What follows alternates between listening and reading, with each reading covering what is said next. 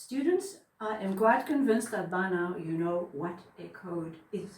So let us think a bit more about where does coding fit into the whole process of your research.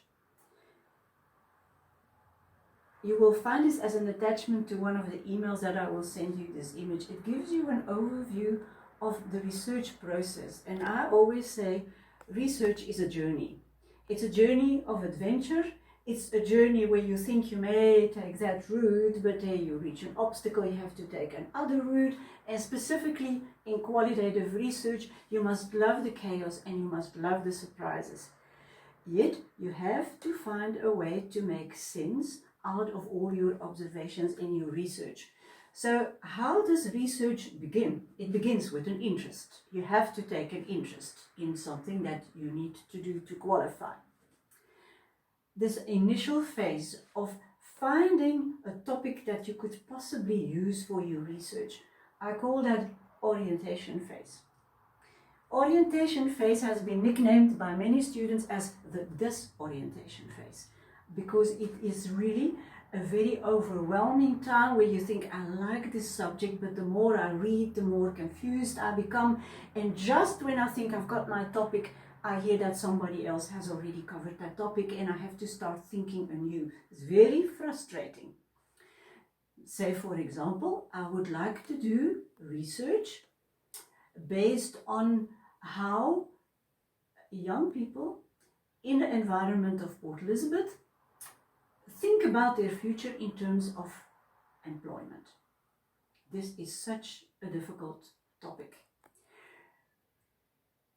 You can gradually come out of your disorientation phase when you do some tailoring. When you imagine you have a big piece of material to work with and you want to cut out exactly what you need to sew a t-shirt, that means you're going to have to use your scissors, cut out a piece and say, this rest of the material I'm not going to use, this part of information about my topic I'm not going to deal with, I'm going to zoom in something that I give boundaries. That's tailoring your topic.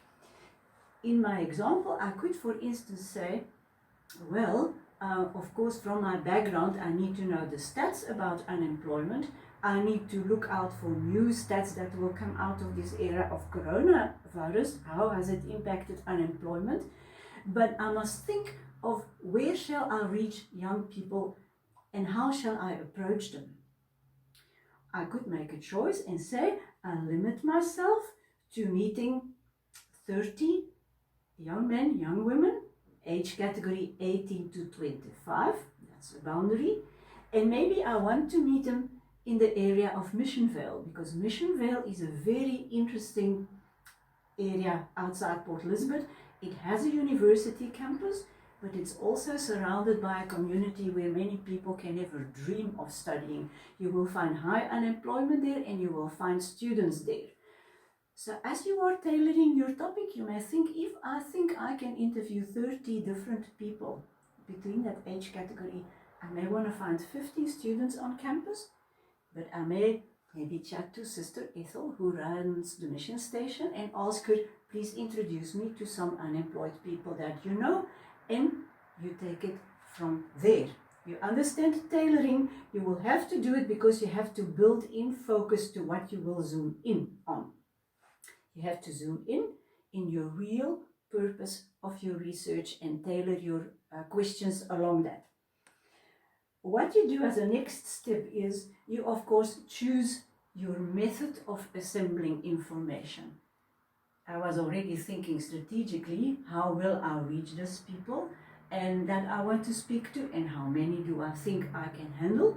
You will have to think about the feasibility of what your enterprise is with your research, and you will have to choose a research method accordingly. Then you're on the go, then you collect your data. That's your next step. And after you have your motley collection of all the notes, the photographs, the recorded videos, then you're going to have to analyze. This is the process of a journey: orientation, tailoring, choosing your topic, choosing your method, collecting the data, and then analyzing your data. In the end, you write it all up as a story.